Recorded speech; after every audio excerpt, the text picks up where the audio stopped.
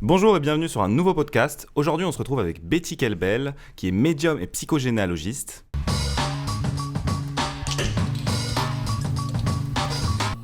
Bienvenue, enchanté, merci d'être là. Merci beaucoup, bonjour à tout le monde, bonjour à Johan, Bonjour. bonjour à Soufiane, Bonjour.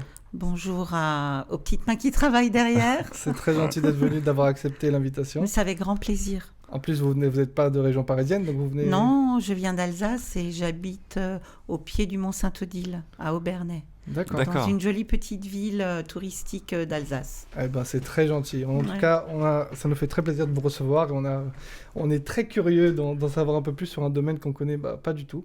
Ouais, c'est super. C'est super de s'ouvrir à ces nouvelles énergies. Alors, je pense que la première chose... Alors, médium, on va en parler, mais on a peut-être une petite idée, mais je pense que c'est préconçu. Mais par contre, la psychogénéalogie, en quoi ça consiste ? Alors, la psychogénéalogie, c'est vraiment lié à nos histoires familiales. On a tous un comportement, des croyances, une façon de faire dans notre clan, dans notre famille à nous. Et on reproduit inconsciemment ce genre de choses. C'est-à-dire, je dirais, rien que par exemple quand on parle des métiers, le père ou le grand-père était agriculteur, il y a toujours un dans la fratrie qui va reprendre l'agriculture. C'est pas forcément son choix, mais c'est quelque chose qui se fait, qui se transmet. Et c'est pareil au niveau en psychogénéalogie, on répète des maladies.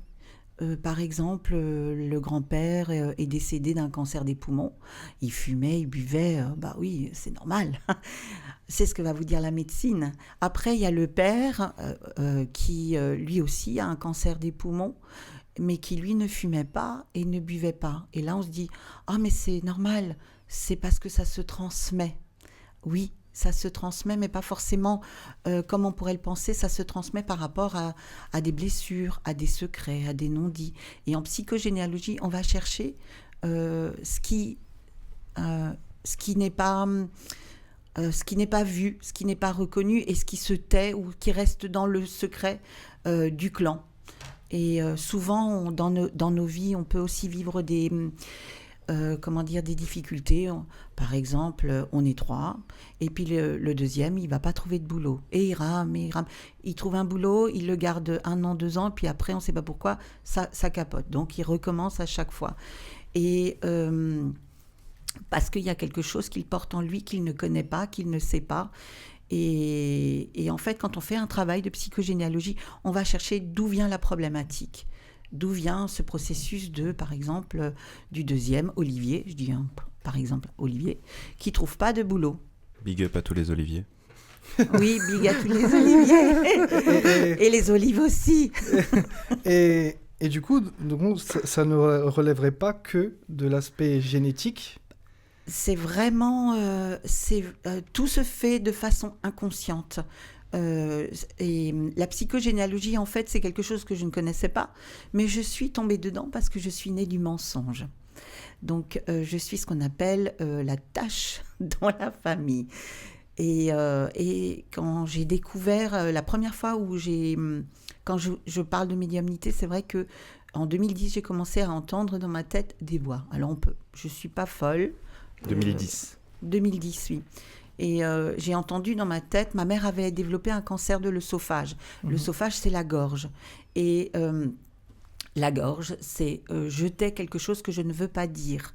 Alors, c'est pas toujours ça, mais pour ma mère, c'était ça. J'étais absolument pas ouverte à ce genre d'énergie ou je n'avais aucune connaissance dans ce domaine-là.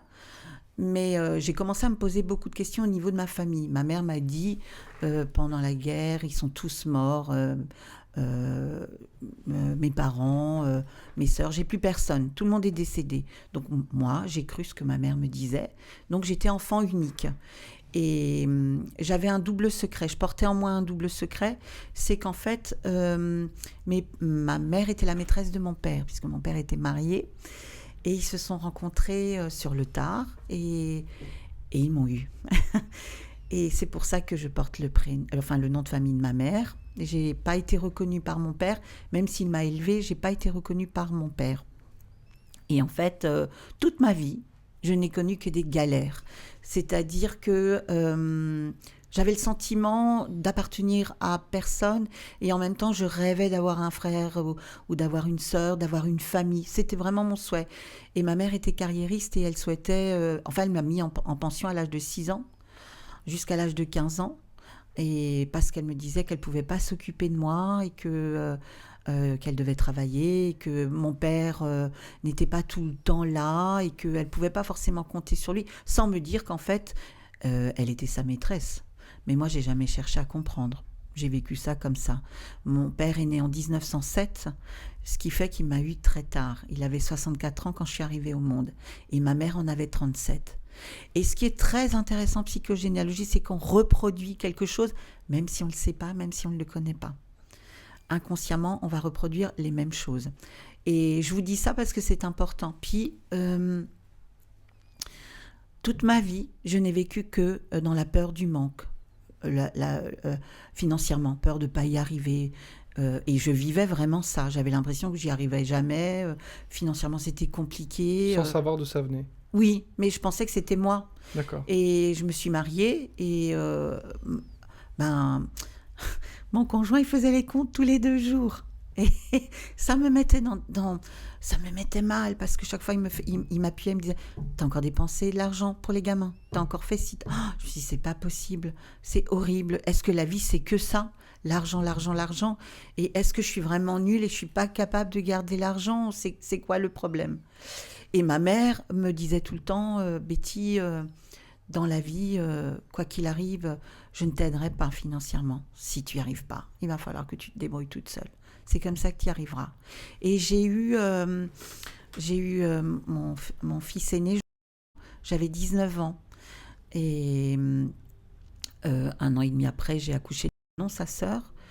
Et 18 ans après, j'ai accouché de leur petite sœur. Donc, et en fait, ma mère m'a toujours dit, quand j'étais enceinte la première fois, « Mon Dieu, ma pauvre fille, t'as loupé ta vie.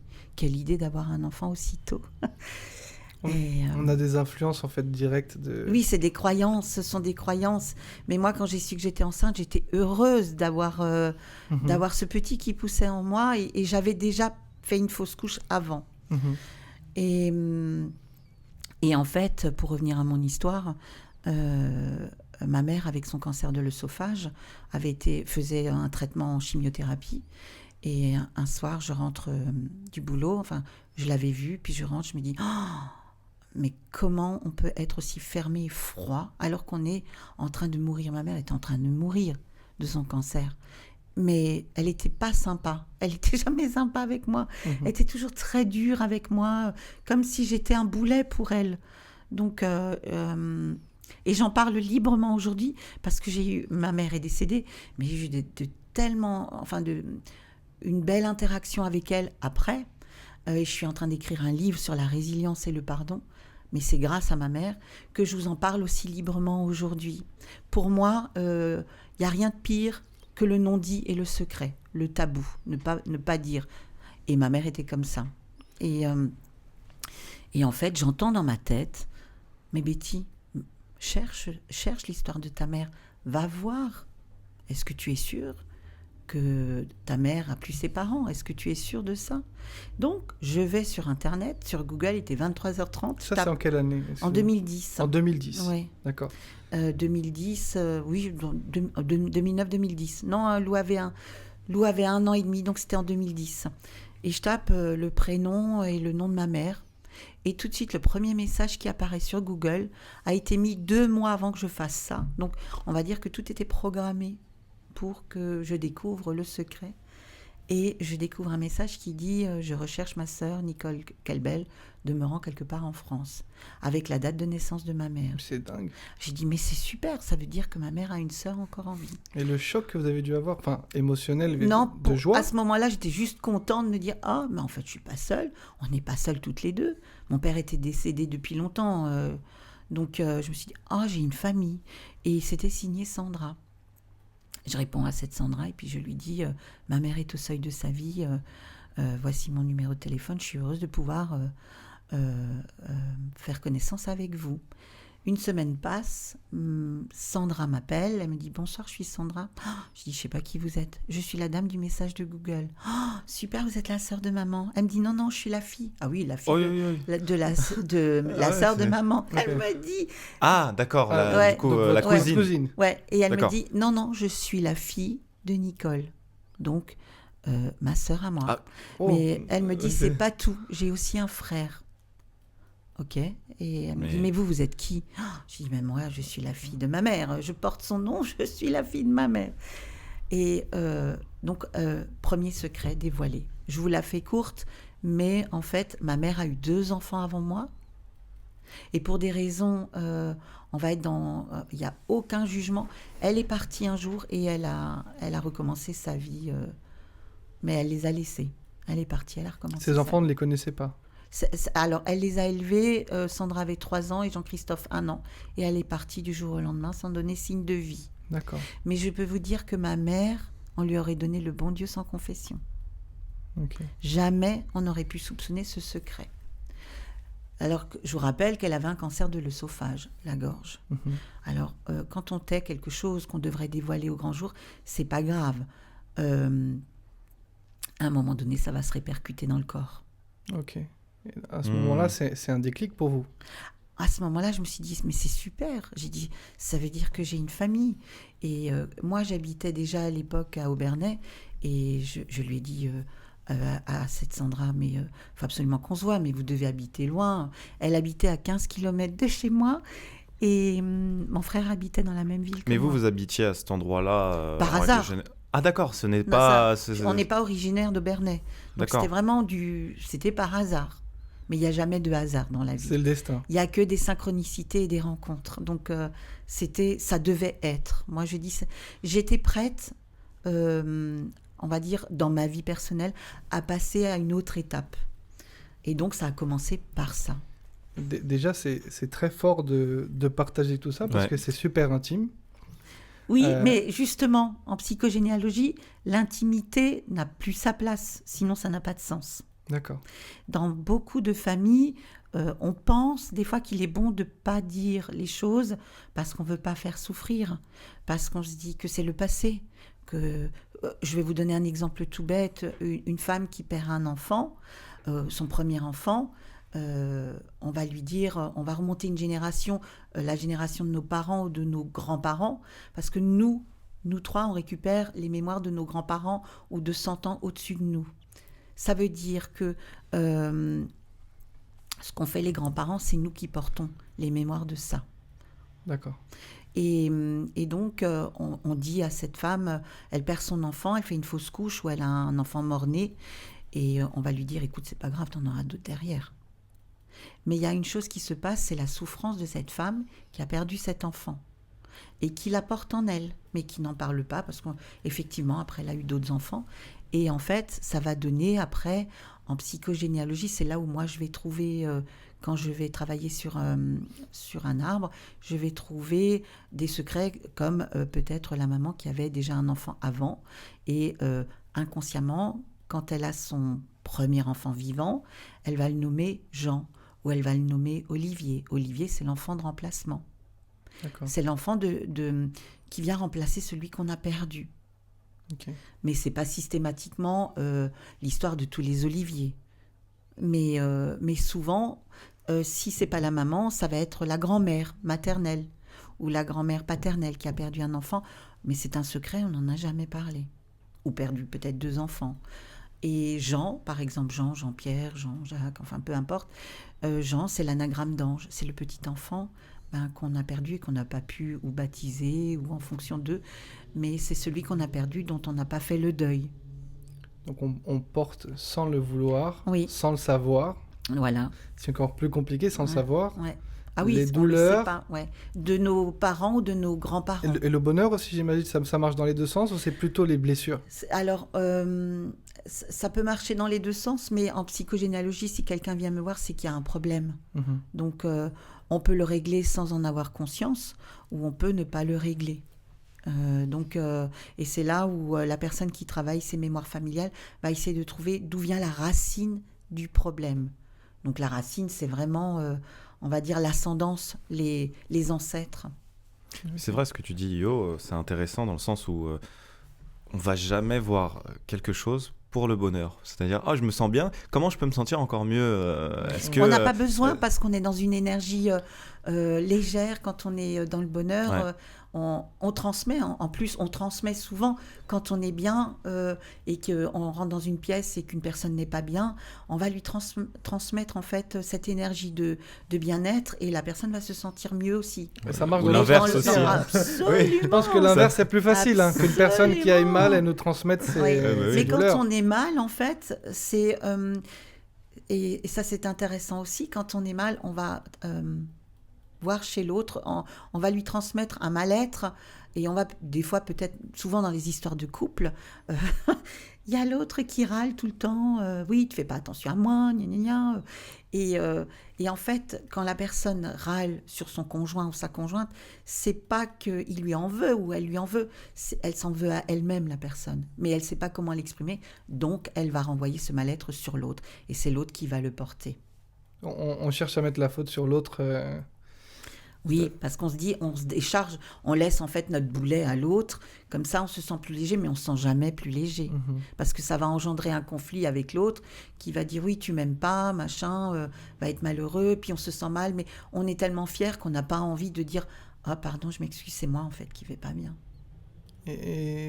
Et comment on fait cette démarche, c'est-à-dire que vos patients viennent vous voir parce qu'ils ont un mal-être? Je vais vous raconter une histoire parce que je sais que j'en ai l'autorisation, mais ce que je veux dire, pour finir avec mon histoire à moi, j'ai commencé en fait quand j'ai découvert le secret avec ma maman, bien sûr j'ai dû aller à l'hôpital et lui dire que je savais. Mais j'ai fait une réaction, Mon corps a fait une réaction le lendemain. J'avais des boutons sur tout le visage, ça avait gonflé, une espèce d'urticaire. Toutes les maladies ont un sens. Les cancers ont un sens. Le cancer, moi je travaille beaucoup la langue des oiseaux et dans un prénom, dans un mot, il y a toujours un double sens. C'est quoi la langue des oiseaux? Oui, je me demandais la même Par chose. exemple, le cancer, c'est cancer. Qu'est-ce qu'on entend dans Le cancer? son, d'accord. Quand ça sert. Le cancer vient pour servir la personne qui l'a dans une problématique X qu'elle doit comprendre. Vous Donc, voyez? il y a un sens derrière, c'est Il y a ça? un sens derrière la maladie. La mort, Comme une sorte de leçon? oui, la mort, c'est... Qu'est-ce qu'on entend dans la mort? Le nom, la mort. L'âme, hors. L'âme, hors du corps. Mais la mort, c'est le M de mer, le O de l'eau, le R de l'air, le T de terre. Et on dit que quand on est feu, on est mort. Et c'est le 5e élément qui manque. Donc la mort, c'est ça le langage des oiseaux. Il y a toujours un double sens. D'accord. Par exemple, Johan. Oh, j'ai peur. Qu'est-ce que vous voulez dire? Allez-y, j'espère que c'est une bonne nouvelle. En alsacien, on dit souvent « Oh, yo, skate !» Mais c'est pas ça que je veux dire. Dans Johan, je dirais « Est-ce que, toi, tu as une ancêtre qui s'appelait Anne ou Anna ?»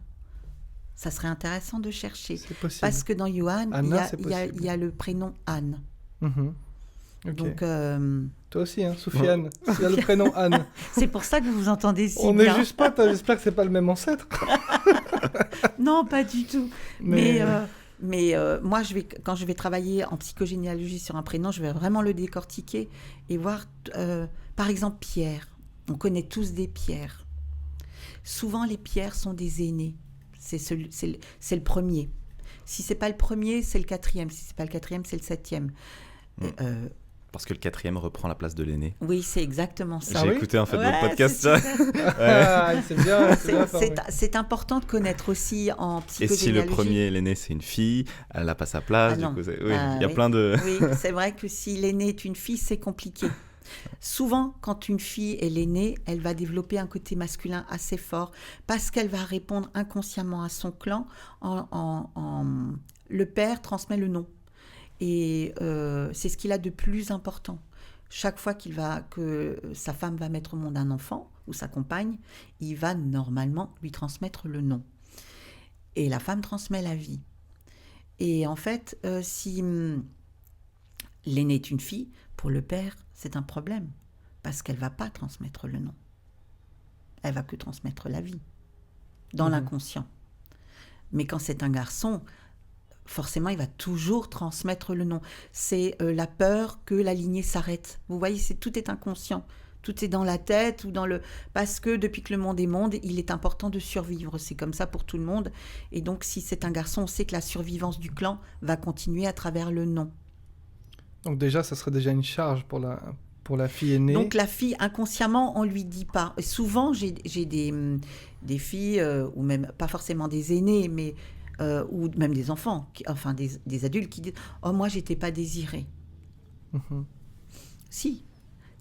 Peu importe comment tu es arrivé au monde, mais à partir du moment où tu es là, c'est que tu as été désiré. Peu importe ce qui s'est passé entre tes parents, tu es bien là, tu es bien incarné, donc tu as ta place. D'accord. Et en fait, pour la fille aînée, oui, elle va avoir un comportement d'homme. Alors, elle va être ou très masculine au niveau physique, ou alors dans son tempérament. Ça va être une guerrière. Parce qu'elle veut absolument prouver à ses parents que même si elle est une fille, elle est aussi forte qu'un garçon. Vous voyez, tout est inconscient. Et si par exemple l'aîné est un garçon, et que le second est un garçon aussi, l'aîné, le second va pas forcément, ça va pas forcément bien se passer avec l'aîné parce que il va dire, oh, il y en a déjà un devant moi, donc ça va jamais être moi l'aîné, sauf s'il meurt. Donc, je m'attendais pas à non, mais c'est inconscient. Dans la famille royale. Inconscient. Comme dans les familles royales. Si Ah oui, c'est vrai. Le que premier sera roi, l'autre... Ouais. Et on a dans l'histoire de France des seconds qui ont été rois aussi. Donc, parce que souvent les aînés étaient un peu chétifs et oui, ils se croyaient tout permis, tranquillement. Enfin, ça c'est un autre débat, mais en psychogénéalogie, je le travaille beaucoup. L'histoire est très, très importante. Et le troisième prend le chagrin. Oui, le premier, c'est celui qui porte. Okay. Qui porte sur son dos, on va dire. Elle porte sur son dos le clan, la fratrie, tous ceux qui vont venir derrière. Ce sera elle ou lui qui sera en charge des frères et sœurs en admettant que les parents ne soient plus. C'est normalement celui qui hérite. Enfin, aujourd'hui, c'est plus le cas, mais à l'époque, c'est celui qui héritait de l'affaire familiale ou de la ferme, ou peu importe, c'est lui qui héritait, qui avait autorité au niveau du clan. Et le dernier, il est tranquille, du coup. Hein le dernier de la famille, il est tranquille. C'est-à-dire, il est tranquille. Ça dépend où il se situe. Ça dépend où il se situe. À la fin. Oui, mais de combien d'enfants? Pour lui, 3. 3, ouais. Alors, donc je vais continuer. S'il n'y a pas d'enfants, s'il n'y a pas de fausses couches ou d'enfants morts-nés, parce que les fausses couches et les enfants morts-nés comptent dans le clan. Il n'y a pas de morts-nés, ça c'est certain. Fausse couche. Ah, ça compte dans le... Ah oui, ça compte dans le... Fausse couche, je sais pas. Oui, souvent maman, elle dit pas. Oui. Mais après ça, on peut le retrouver dans les prénoms. Moi, c'est comme ça que je vais chercher. Ah, c'est dingue. Donc, et les pathologies aussi. Certains développent des pathologies parce que les choses ne sont pas dites. Et en psychogénéalogie, juste de savoir où est sa place et de connaître sa place dans la fratrie, on dirait que tout se met en place de façon très naturelle dans sa vie. Ça donne un sens à des choses qu'on... Pour revenir à mon histoire à moi, le fait que j'apprends le secret de ma mère, on dirait que les choses se sont mises en place de façon très naturelle. Enfin, je savais d'où je venais. Même si je ne connaissais pas mes grands-parents, ni d'un côté ni de l'autre, je savais que je n'étais pas enfant unique. Et donc, je me sentais mieux. Je me sentais mieux dans mes baskets. Parce que je savais qu'il y avait une histoire avant moi que ma mère portait, mais qu'elle n'a pas su transmettre, parce que c'était son histoire à elle et qu'il y avait peut-être des souffrances derrière, peu importe. D'accord. Ouais. Est-ce que vous pensez qu'aujourd'hui, les personnes s'intéressent assez à leur arbre généalogique? Absolument. Alors, il y a la généalogie. Beaucoup de gens sont passionnés de généalogie parce que dans la généalogie, on va rechercher ce que faisaient nos ancêtres, parce qu'on a besoin quelque part de se dire... chez moi, ils n'étaient pas tous paysans. Il y avait, on va dire, un maquisard ou un résistant, ou il y avait le grand-père qui avait fait... le grand-père qui avait fait la guerre, l'arrière-grand-père qui avait fait la première guerre. On a besoin de reconnaissance. Et souvent, en généalogie, on va chercher cette reconnaissance. Alors qu'en psychogénéalogie, on va chercher ce qu'on n'a pas forcément envie de mettre en avant, mais ce qui va justement aider la personne. Donc, je vais vous donner un exemple très parlant. En médiumnité, j'ai eu un papa et une fille qui sont venus me voir. Donc, Quel âge, la fille? la fille, elle était déjà adulte. D'accord. Oui, elle était déjà adulte. Et quand les gens prennent rendez-vous avec moi, je leur dis toujours par téléphone ou déjà quand ils prennent rendez-vous, ils me disent jamais je veux prendre rendez-vous chez vous. C'est pourquoi? C'est pour de la psychogénéalogie ou quand ils me disent juste chez vous, je sais ce qu'ils veulent. Ou de la médiumnité. Non, c'est le deuxième. Ah, c'est la médiumnité. On peut consulter par téléphone. Oui, alors moi je fais par écran, si Par c'est à visio, distance. L'idéal, c'est vraiment d'avoir la personne en face, mais ça marche très très bien. Et je leur dis alors, donnez-moi juste votre prénom et ne me racontez absolument rien de vous. Sinon, mon mental, il interfère et ce sera faux. Donc, si je ne connais pas la personne, c'est l'idéal pour moi. Donc, elle vient avec son prénom. Donc, c'est le papa qui avait pris rendez-vous et il a dit, est-ce que je peux venir accompagner de ma fille? J'ai dit, il n'y a aucun problème. Je les oublierai jamais. Ils sont arrivés tous les deux, on s'est installés et de façon très fluide, j'ai dit, maman, elle est partie. Alors, tout de suite, ça a commencé. Oui, alors j'ai dit, me dites rien. Et puis j'ai senti... Qu'est-ce qui a commencé? Excusez-moi, que vous avez fait un geste. Qu'est-ce qui a commencé? Qui a dit maman, elle est partie? Moi. D'accord. Maman, elle est partie. Alors, je dis ça a commencé parce que les larmes sont arrivées. D'accord. La boîte de mouchoirs est sortie. Ah oui, d'accord, ok. Oui, donc... Et en fait, moi, quand je suis en canalisation avec une personne passée de l'autre côté, je ressens les douleurs de cette personne-là, ce qu'elle a eu, mais je sens aussi les douleurs de la personne en face de moi. Des fois, je leur dis souvent, je vais vous donner... ça commence toujours comme ça, je leur dis, vous inquiétez pas, je vais vous dire peut-être, vous avez mal aux dents à des endroits bizarres. Et les gens disent, d'accord, je dis, n'ayez aucune crainte quand vous venez me voir, c'est toujours bienveillant. Toujours bienveillant. Et donc là, j'entends, ou avant qu'ils arrivent, déjà, je sais les personnes qui sont là pour elles. D'accord. Et donc là, je leur explique avec la maman. Je dis, mais qu'est-ce qui s'est passé? J'ai envie de vomir, parce que je sais pas. Je sais plus dans les termes, j'ai oublié. Les gens enregistrent leur conversation avec moi, parce que moi, j'oublie. Mais je sais que là, elle s'était suicidée. Donc, vous êtes senti mal? Oui, et le truc, c'est qu'elle s'était suicidée. Et c'est vrai que quand quelqu'un se suicide, on ne sait pas toujours pourquoi. Ah oui, il y a cette partie... Voilà. La personne peut laisser un mot. Elle peut laisser un mot en disant qu'elle aime ce qu'elle laisse, mais sans connaître l'incidence. Pourquoi cette personne, à un moment donné, a décidé de mettre fin à ses jours. Donc ça a été le drame pour le père et cette fille, parce qu'ils adoraient. Enfin, la fille adorait sa mère et le père adorait sa femme. Mais il savait qu'elle avait des problèmes, qu'elle était suivie, mais et en plus, il y a la culpabilité de ne pas avoir pu aider ou de ne pas avoir compris la souffrance de l'autre. Et en psychogénéalogie, en fait, ça a été une séance extraordinaire, vraiment, vraiment super belle. Et après, cette fille m'a dit, je vais faire de la psychogénéalogie avec vous. Donc, on a commencé à travailler sur la psychogénéalogie quelques temps après. Et on a fait son arbre. Et puis, je vais vous la faire très courte. Cette femme s'était suicidée parce que ses frères avaient abusé d'elle quand elle était petite. Et ça, personne ne le savait? Si, les parents le savaient. D'accord. Elle en a parlé, mais les parents n'ont rien voulu faire. Donc, ça reste un sillon profond à l'intérieur de cette femme. Ça a été une souffrance énorme qu'elle n'a jamais pu dévoiler ou exprimer. Vous voyez? Et donc, ça a été tellement dur pour elle qu'à un moment donné, elle a mis fin à ses jours. Et en psychogénéalogie, quand sa fille a découvert tout ça, c'est le travail qu'on a fait ensemble, il y a un apaisement qui se fait pour le père et pour la fille. Parce qu'enfin, ils ne portent plus cette culpabilité. Ils ne se sentent pas responsables de l'absence de l'autre et de ne pas avoir pu aider cette femme ou cette maman. Parce qu'ils ne pouvaient rien faire, justement, ce qu'elle attendait. Mais c'est souvent des drames profonds. Et on peut, en psychogénéalogie, on est très fidèle. Quand je vous dis qu'on est très fidèle, quand je vous ai dit que j'ai eu 4 enfants, ma mère a eu 4 enfants. Donc 2 que j'ai découvert sur le tard. Elle me dit, un jour, dans la voiture, je l'ai récupérée de l'hôpital, elle me dit, j'ai eu 4 enfants, 2 que tu connais. Le 3e, je ne le voulais pas, alors je ne l'ai pas gardé. Puis toi, je t'ai gardé parce que sinon ton père allait me quitter.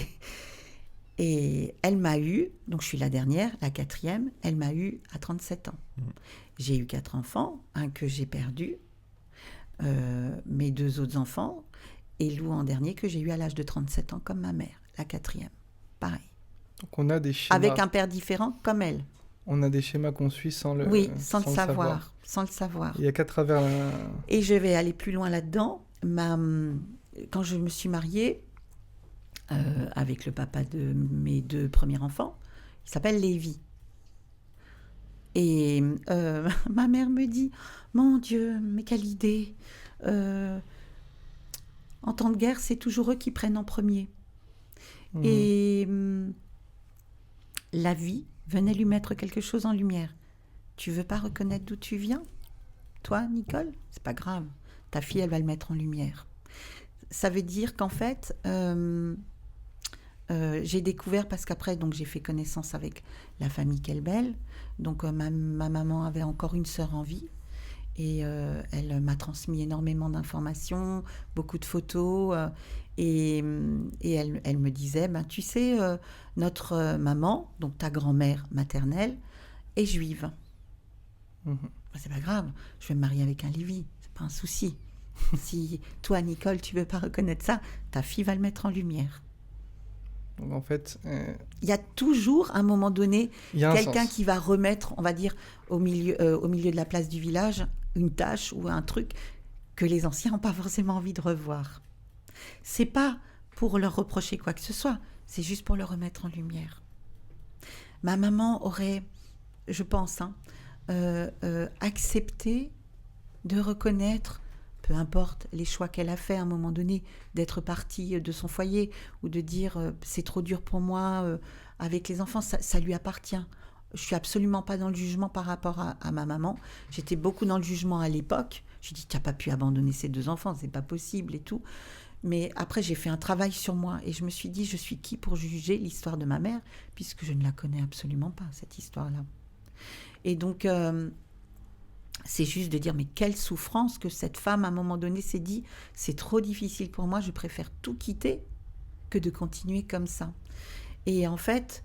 quand je travaille sur un arbre en psychogénéalogie, quand les ancêtres ont été difficiles ou durs ou ont eu des comportements un peu particuliers, on ne va pas jeter la faute sur cette personne, je vais la remettre en lumière. Je vais expliquer à la fille ou à la personne qui vient, le grand-père, il a fait ça parce qu'il a vécu ça, parce qu'il a souffert ça. Et c'est des choses qui étaient tellement dures pour lui qu'il n'a pas su les exprimer autrement que comme ça. Souvent, on dit, moi je le vois en médiumnité, quand ils viennent de l'autre côté, ils viennent avec le caractère qu'ils avaient de leur vivant, pour qu'on sache bien que c'est eux. Vu que je travaillais avec aucun support, je ne demande pas une photo du défunt, ou je vais vraiment travailler sur ce que je reçois. Et encore ce matin, avec le monsieur qui m'a ramené ici, dès que je suis rentrée dans la voiture, aujourd'hui c'est la fête des mères, donc j'ai oublié de le souhaiter à ma mère. Ça c'est pas c'est le veto, Ah oui, et je pense que maman elle dormait encore. Maman elle dormait. Et donc, bonne fête à toutes les mamans du monde. Bonne fête à toutes les mamans. Maman. Bonne fête, maman. Ça sera en retard. Ça non, c'est jamais en retard. C'est toujours super. On va leur souhaiter tout à l'heure. Et en fait, je lui disais tout de suite en montant dans la voiture, le monsieur, je ne sais pas, il doit avoir 50, 60 ans, je ne sais pas. J'ai dit, votre maman, elle est assise à côté de vous sur le siège. Comment les gens réagissent ? Alors, et lui, il était... parce que j'ai dit, il faut m'emmener à un endroit où j'ai un rendez-vous pour une interview. Mais vous êtes journaliste ? Absolument pas. J'ai dit, je fais un métier un petit peu bizarre, voilà. Mais, et puis en fait, elle était tellement là que j'avais besoin de lui dire. Il ne l'avait pas demandé, mais je le lui ai dit. Et je lui ai dit, voilà, on a parlé de sa vie. Enfin, je lui ai dit tout ce que j'entendais. Il m'a dit, mais comment vous savez tout ça ? Et ça a été une super belle rencontre. Et je trouve ça extraordinaire parce que souvent on croit que quand l'autre est parti, ben, il n'y a plus rien. Alors que ce n'est pas du tout le cas. Ils sont juste présents à nos côtés. Ils ne sont pas H24 à nous observer, à dire toi, t'as fait ça, j'ai vu, hein, attention. Mais en séance de médiumnité, ils viennent avec leur caractère et puis on sait tout de suite que c'est la bonne personne. Hein. Et donc, des fois, ils me donnent leur prénom, des fois pas, ça dépend. Sans rien savoir. Oui, c'est comme ça. Mais c'est toujours avec beaucoup d'amour et de lumière et de compréhension pour la personne qui vient. Ça fait du bien. Ça fait du bien de savoir qu'on n'est jamais seul. Et quand ils ont eu souvent aussi, on a des personnes décédées qui ne parlaient pas. Parce que ça ne se faisait pas dans la famille. C'est souvent les hommes qui sont assez introvertis. Ils gardent leur souffrance à l'intérieur. Mais de savoir, quand ils viennent et qu'ils disent, j'avais un problème avec mon propre père, et puis où il s'est passé ça dans ma vie, c'est pas systématique dans une séance de médiumnité, mais ça aide à comprendre pour ceux qui restent. Ah, mais je comprends pourquoi tu parlais pas, ou pourquoi tu avais du mal à communiquer avec moi, ton fils, ou pourquoi tu étais si dur avec moi. Parce que le propre père avait déjà une souffrance. Et c'est là où la famille, en fait, où le clan a toute sa place. Et en psychogénéalogie, on peut dénouer des choses. Et du coup, quand vous faites une séance de médiumnité comme ça, mais comment vous ressortez? Parce que déjà, comment ça se passe? Est-ce que ça vous incorpore? Est-ce que vous parlez? Non, ça se passe dans ma tête. En fait, je vois des images et j'entends. J'entends des fois même l'intonation de la voix de la personne qui est passée de l'autre côté. Donc là, dans le taxi, vous voyez vraiment quelque chose? Oui, je vois là. J'ai vu la maman de ce monsieur et je lui disais, elle faisait tout le temps comme ça et elle avait des longs cheveux. Alors je lui ai décrit, elle est comme ça et comme ça. Et vous la voyez? Oui, Mais je la vois. voyez vraiment non, pas alors, juste une sorte non, c'est pas d'ombre. nébuleux, c'est pas un fantôme, comme on pourrait dire. C'est vraiment juste, c'est dans ma tête. Je la vois comme si j'étais au cinéma et que je regardais un film. Ah d'accord, Oui. ok. Ça dépend l'énergie de la personne qui est passée de l'autre côté. Des fois, je la vois, je l'entends, et des fois, j'ai les deux. Je la vois et je l'entends, mais j'ai souvent les deux. Et donc vous répétez aux personnes qui sont en consultation avec vous, c'est ça? On dit consultation? Oui, c'est une consultation, oui, tout à fait. Vous répétez, cette personne, elle vous dit quelque chose pour que vous le disiez Alors, c'est avec une précision tellement incroyable. Je vais pas... les personnes, les consultants, pensent que c'est fluide, que c'est facile. Ça demande vraiment... c'est un travail de tous les jours. Tous les jours, moi, je travaille sur ma médiumnité. Je m'ancre, c'est-à-dire je vais... Avant chaque consultation, le matin, la première chose que je fais, c'est marcher. Je vais marcher pendant, on va dire, 1h, 45 minutes. Je vais m'ancrer, je vais me mettre en connexion avec la Terre. Ou si je n'ai pas forcément... là, je suis en ville, je n'ai pas forcément marché dans un parc. Mais je vais m'ancrer, je vais me connecter à la Terre et au ciel et je vais me préparer. Et en fait, je ne suis pas au perché, je ne suis pas une uluberlue qui voit que des morts. Ce n'est pas ça du tout. Quand je suis en consultation, je vais vraiment rester sur l'énergie de la personne en face de moi et capter. C'est pas du mentalisme, c'est vraiment. Moi-même, des fois, je me dis c'est des trucs de dingue. Parce que quand je suis en consultation, je vais lui donner des détails précis. Je me souviens d'une fois une dame qui était déjà venue à une séance, qui est revenue à une deuxième. Et je lui dis, c'est marrant, votre maman, elle me montre un... Je lui parlais de sa maman, puis tout d'un coup, je dis, elle me montre un canari jaune, je comprends rien. Et ça fait bing et bleu. Et alors, elle était morte de rire, elle a tout de suite compris. Elle me dit, mais oui, j'avais un canari jaune qui volait chez moi dans la maison. Et ma mère, elle a fermé la porte, elle a claqué la porte. Et le canari était sur le truc de la porte et il est mort. D'accord. Et c'est des trucs que je connais pas, que personne ne sait, que la personne. Donc, je veux dire, et des fois, j'ai des détails incroyables de précision. Je me souviens d'une fois, une dame, c'était dans une petite salle, c'était que des personnes âgées qui étaient là. Et il y a un monsieur décédé qui vient et je ferme souvent les yeux et puis je dis vous à la dame, très bon chic, bon genre. Et il me montrait des images très personnelles. Je me suis dit, comment je vais lui dire ça?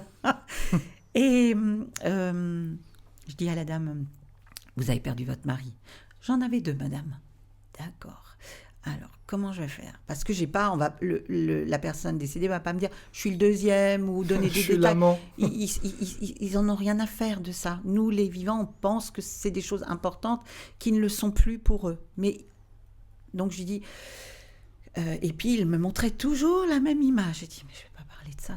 Elle a au moins 75 ans cette dame.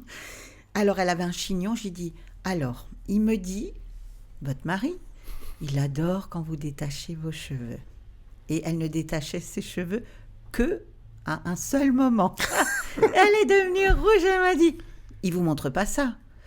Si, je savais juste pas comment vous le dire. C'était le Elle dit, deuxième. je sais exactement lequel c'est. Et c'était super, j'ai trouvé ça top. Il m'est arrivé dans le train, pour vous raconter une anecdote, c'était au début, au début de cette ouverture là, j'étais dans le train qui allait de Rouen à Paris. Et j'étais assise et il y a un jeune homme qui s'assoit à côté de moi. Et c'était des sièges de 4 et il y avait 2 autres messieurs en face. Le jeune homme s'assoit et tout de suite j'entends dans ma tête, tu lui dis que je suis là? Je dis, je vais pas lui dire, mais je vais pas lui dire. Il va me prendre pour une folle. Et ça se trouve, c'est moi qui invente, qui imagine. Il me dit, c'est pas grave, j'ai tout mon temps. Donc je reste. Et ça a duré une demi-heure dans ma tête comme ça. Il me disait tout, faut lui dire que je suis là. C'était sa mère ou son père? Alors, tout d'un coup, j'ai dit dans ma tête, je lui dirai rien. Ok, il me dit, la voix me dit. Et le jeune homme me pose une question. Il me dit, est-ce que le train il s'arrête à Mantes-la-Jolie? J'ai dit, oui. Vous avez perdu votre papa. Et le jeune homme me répond comme si, ah, vous l'avez connu. Puis en même temps, il se disait, mais on ne se connaît même pas, donc c'est pas possible. Et j'ai dit, quoi, il y a 15 ans? Il me dit, non, il y a 17 ans. Et il me dit, mais comment vous savez? Je dis, vous avez 2 enfants? Oui. Et je lui donne plein de détails sur lui. Et il me dit, mais il est où? Sur les genoux du monsieur d'en face depuis que vous êtes là. Ah, et j'ai dit, vous avez un rendez-vous professionnel? Il me dit oui. Et avec un ami à vous? Alors il me dit oui. Il dit, mais il vous dit tout ça, mon père? Je dis oui, depuis qu'il est là, il ne me lâche pas. Et j'ai dit, il est tellement fier de vous. Mais il ne peut pas être fier de moi. Il dit, je suis au chômage, je galère. J'ai dit, je ne comprends pas. Il me parle de musique avec l'hôpital, je ne sais pas. Alors vous voyez, quand je canalise, ça va être comme ça. Il me dit, mais je fais de la musique kabyle pour les enfants à l'hôpital de Rouen. En bénévole. C'est tout. Votre père est tellement fier de ça. C'est beau. Et il m'a pris dans les bras, c'était top, c'était comme j'étais heureuse de lui avoir dit. Et j'ai dit, vous savez, votre papa, il s'en fout de moi. Quand vous allez partir, il va partir avec vous. Parce qu'il m'a dit, il va rester avec vous. Je dis non, il ne va pas rester avec moi, il va vous suivre. Est-ce qu'il faut y croire pour que ça se manifeste? Est-ce que ça, sur des personnes qui sont totalement incrédules ou qui sont sceptiques? Oui, sceptiques, je comprends. Est-ce que ça se manifeste également? Et est-ce que vous avez des personnes qui vous cherchent à dire, moi, j'y crois pas? Oui, mais je cherche à rien prouver. Oui, mais j'aimerais... Non, je bah tente. je viens pour prouver. Je veux que tu me prouves que j'y crois pas et que c'est juste, que ça n'existe pas. Pas prouver que ça n'existe pas, mais venir vous voir et dire, voilà, moi, j'y crois pas trop, mais je suis dans une phase où je suis tellement perdu que je dis, allez, je tente. Oui, j'ai de plus en plus de messieurs qui viennent me consulter. On dit souvent c'est les femmes qui vont consulter, mais j'ai de plus en plus de messieurs qui viennent parce que l'infâme était là. Et il faut savoir que ce que j'ai aussi, c'est que quand j'ai une personne en consultation, je capte les personnes passées de l'autre côté, mais aussi les personnes qui sont en vie proche de la personne. D'accord. Donc ça, c'est quelque chose de nouveau qui s'est manifesté il y a quelques mois maintenant déjà. Et je dis toujours, alors là, quand je capte une personne vivante proche de la personne, je leur demande s'ils ont une photo sur le portable, parce que ça va 3 fois plus vite pour canaliser. Et c'est pareil, c'est de la même manière, avec des détails précis. Et c'est comme si la personne vivante n'ose pas dire des choses à celle qui est là, et moi je lui transmets. Je ne sais pas comment c'est possible. Mais là, même si on est sceptique, les gens se disent c'est pas possible qu'elle voit ça. Et là, est-ce Ça a que vous toujours un ressentez quelque sens. chose dans cette pièce? Alors, je me suis pas forcément ouverte Comment à ça ça. se passe, justement? Vous Ça- vous concentrez, vous restez... Oui, je me prépare un petit peu avant, mais quand ça vient comme ça, comme ce matin, c'était pas prévu. C'est D'accord, arrivé, c'est... voilà. Ça devait être. J'ai dit, vous êtes le Uber qui devait m'emmener parce que c'est maman qui a décidé qu'il était temps que tu saches. C'est comme ça que je prends la chose. C'est pas nous les vivants qui décidons. C'est peut-être, pour moi, c'est main dans la main qu'on travaille avec ceux qui sont passés de l'autre côté. Et pour ceux du vivant? C'est comme si la personne passée de l'autre côté disait maintenant, hop, prends Non, je rendez-vous. parlais de... Là, vous parliez justement des personnes... Ah, pour les vivants Oui, oui, oui, oui. que je canalise. Ouais. Ouais. C'est vraiment, là, c'est vraiment pour une compréhension du consultant par rapport peut-être à une problématique qu'elle a avec un enfant ou avec un mari ou avec la grand-mère qui est toujours là. Ou... Vous voyez, il y a souvent des incompréhensions ou des choses qui ne se disent pas. Et si je canalise, on va dire, quelqu'un de vivant, elle va comprendre en repartant de chez moi. Ah, je comprends pourquoi ma mère, elle disait pas ça et ça. C'est parce qu'elle-même, elle a quelque chose en elle qui est compliqué ou enfin peu importe, vous D'accord. voyez. Ouais. Ou je suis pas voyante, je vois pas l'avenir. Ça, je saurais pas faire. Mais des fois, j'ai des infos précises sur des choses qui. L'autre jour, j'avais quelqu'un, une jeune femme, et puis je canalise. Enfin, je dis, vous avez un copain, oui. Il s'appelle comment? Alors elle me dit, il s'appelle comme ça, comme ça. Je dis, ah, il est comme ça et comme ça physiquement. Elle me dit oui. J'ai dit, vous avez une photo? Oui. Elle me montre la photo. Et je dis, c'est marrant, je le vois avec un gros 4x4. Non, une voiture de sport. Ah, elle dit, hier, il a reçu sa voiture de sport. Il en avait commandé une, elle est arrivée hier. J'ai dit, c'est drôle, on dirait qu'elle est rouge. Mais elle est rouge. Et alors après, bon, voilà, il y a des choses qui ont émergé de ça. Et c'était chouette. C'est pas de la malveillance ou de la, comment dire, de la, comme je cherche le terme, savoir ce que l'autre fait derrière son dos. C'est absolument pas ça. D'accord. C'est vraiment toujours dans un but de compréhension et d'évolution pour le ou la consultante qui est en face de moi. D'accord. C'est le seul, en médiumnité, c'est mon seul objectif. Donc Le défunt, par exemple, s'il vient, il vient pas pour aider celui qui est là. Ça n'a aucun sens. Celui qui est là, il a une incarnation, il a quelque chose à comprendre et à évoluer par rapport à sa vie. Mais il est là comme comment dire, comme un protecteur, comme un guide qui va, c'est pas son guide, mais comme un guide, il va lui envoyer des messages, des signes pour lui dire, par exemple, le consultant a une hésitation. Moi, je connais pas le consultant, mais je vais lui dire, par exemple, je vais lui dire, ah, ça se passe pas bien au boulot, vous travaillez avec vos mains, hein. Vous faites quoi? Vous avez un travail où vous travaillez de vos mains. Alors il va me dire, oui, je suis bûcheron, par exemple. Et alors je vais dire, j'ai mal au bras gauche. Vous vous êtes cassé le bras récemment ou... Bah non, je me suis pas cassé le bras, mais ça me tire depuis 2-3 jours. Ok. Et après, par rapport, on va dire, au grand-père qui est décédé, mais qui est là depuis le début de la séance, je vais lui dire, c'est marrant, votre grand-père, il me montre ça de vous. Et il me dit que vous vouliez en fait partir de là où vous êtes pour être fleuriste. Mhm. C'est fou, mais c'est exactement ça. Mais je savais pas si c'était la bonne chose à faire. Je dis, moi, je vous connais pas. Votre grand-père vous dit ça. Moi, je vous dis ça. Après, vous en faites ce que vous voulez. Et une petite question sur les personnes que vous voyez, ils ont toujours une connexion directe avec la personne, ils ont été en interaction avec eux, ou par exemple un grand-père qu'on ne connaît pas, il peut être Oui, là. ça arrive aussi qu'on puisse avoir quelqu'un qu'on n'a pas forcément connu de son vivant, D'accord, mais qui est quand même très présent. ok, Donc, il veut suivre les aventures. Je dirais que pour la personne passée de l'autre côté, tant qu'il y aura quelqu'un de vivant pour l'aimer sur Terre, il sera présent. Il sera présent pour la personne qu'il aime, mais il sera présent aussi pour les autres. J'ai déjà D'accord. entendu ça, qu'une personne, elle meurt vraiment que quand elle est oubliée. Et que tant qu'elle existe dans la mémoire de quelqu'un, elle continue d'exister. Souvent, je leur dis...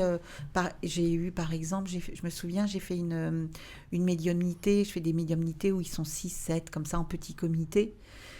Et il y avait une personne sceptique dedans. Et quand je faisais la consultation pour chacun, comme ça, je disais, ah, vous, il y a ça. Et puis tout d'un coup, j'entends, vous, monsieur, vous êtes là, vous êtes juste en train de penser ça de moi. Et il n'avait pas dit qu'il était sceptique. Il me dit, c'est exactement ce que je viens de penser. C'est qui vous dit ça? Il y a quelqu'un pour vous qui me le dit, parce que je ne peux pas le deviner. C'est comme ça. Et alors, bon, ok. Mais c'était pas son... J'étais sur quelqu'un d'autre, et puis je continue, puis tout d'un coup, j'entends de nouveau cette personne défunte qui me dit un truc sur ce monsieur. Ah, là, vous n'avez plus de boulot? Non. Mais vous êtes en train de réfléchir sur un truc avec les chiffres. Enfin, je ne me souviens plus dans les... Oui, c'est exactement ça. Je dis, ça fait 3 mois que vous êtes là-dedans. Et il me dit oui. Et je suis heureuse parce que sa compagne, après, il n'a pas voulu reconnaître que c'était quand même... il n'avait qu'une hâte, c'est que je me barre, en fait. Parce qu'il n'avait peut-être pas forcément... Les gens, souvent, qui sont sceptiques, ont peur. Bah oui, ça fait peur. Je vois les choses qu'ils n'ont pas envie qu'on voit. Ça ne m'intéresse absolument pas, ça n'a aucun sens. Oui. Je m'en fous. Il y a la peur de l'au-delà aussi. Enfin, par exemple, quand on fait un rêve avec un mort. Ça veut dire que le défunt est près de vous. Mais moi, je veux pas rêver d'eux. Non, mais je les aime, mais ça me fait peur. Des fois, on fait un rêve, on se rend compte qu'ils sont morts. C'est-à-dire, dans le rêve, des fois, on sait pas que la personne est morte. Ouais. Mais des fois, dans le rêve, on sait. Et quand on rêve de quelqu'un qu'on aimait beaucoup de son vivant, moi, personnellement, je sais que d'autres personnes aiment faire ces rêves parce que ça leur permet de rester en revivre contact, quelque chose. Oui. Moi, personnellement, ça me fait un peu peur, quoi. Je commence à... Parce qu'il y a le côté sceptique. On se dit, est-ce qu'il y a un au-delà ou est-ce qu'il n'y a pas un au-delà? Il y a les croyances, il y a la religion, il y a plein de choses qui entrent en compte. Oui. Mais personnellement, la sensation de vivre un rêve qui paraît super réel avec une personne qui est déjà partie, moi, c'est pas quelque chose que... Et en fait, elle est vraiment là. Et souvent, quand vous rêvez d'une personne partie, ça dure jamais très longtemps, c'est très court. Et elle vient juste vous mettre quelque chose en lumière dans votre quotidien à vous. Elle vient pas pour dire « T'as fait ça, attention, je l'ai vu hein !» Absolument pas. Toi, c'est vraiment... T'as déjà fait des rêves de personnes mortes? Sûrement, je sais plus trop. Ouais. C'est une manière aussi pour eux de manifester leur présence. Il se peut par exemple qu'on rêve de quelqu'un qui a été pas très sympa avec nous de son vivant, mais qui va revenir dans le rêve parce qu'il a besoin d'être pas sympa encore une fois? Non, pas du tout. Il a besoin de pardonner. Non, il a besoin de vous dire que ça fait partie de son chemin d'évolution à lui de l'autre côté, de vous aider. Okay.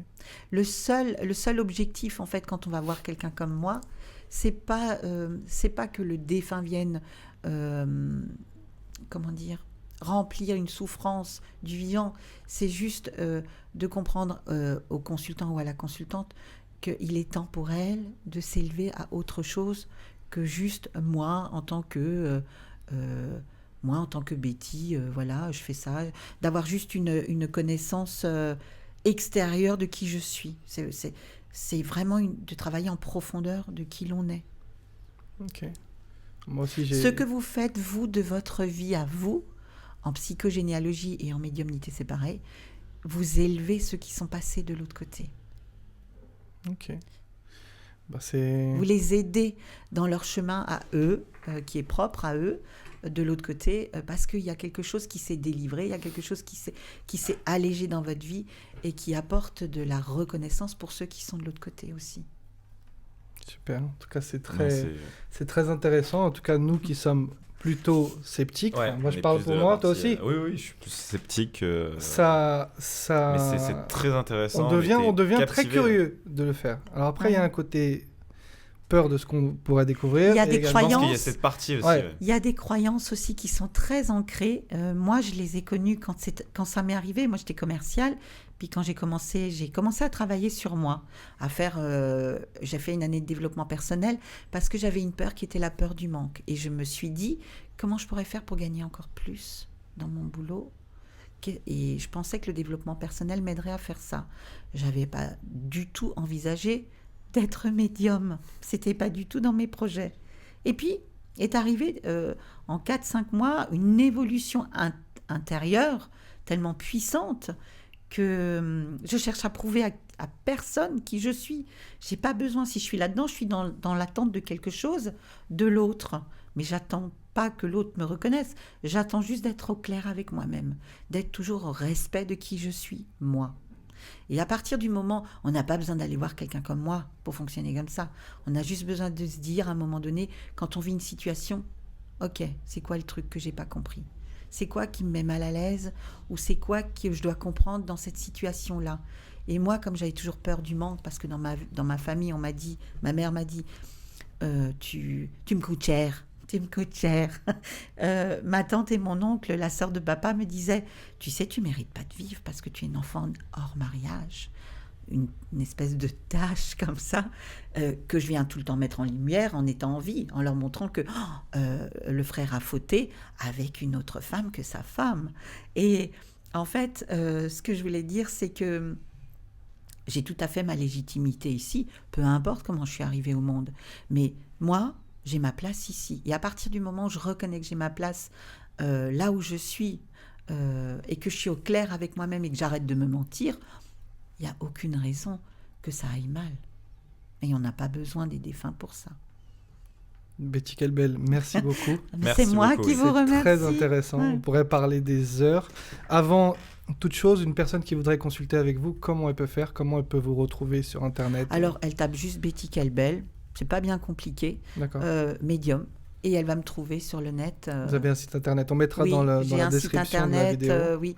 Et je fais pas ça, parce qu'on a encore Madame Irma, vous savez, avec sa boule de cristal et son fichu sur la tête, et elle voit. Donc, en fait, on prend contact tout simplement avec moi, et comme je l'ai dit, juste le prénom. D'accord. Et une question qu'on pose à nos invités, quel est votre plus grand rêve aujourd'hui ? Je suis déjà dans mon rêve. Waouh, Eh ben, c'est très beau ça. c'est très très bien. Sur cette fin, merci beaucoup. Merci à beaucoup. vous, On merci a adoré beaucoup. faire Hein. ce podcast. Je vous remercie. Hein. Merci à vous. Merci. Donc, Yes. Bah, sur ce, à une prochaine pour un prochain podcast et merci encore. Ciao, ciao, ciao. ciao.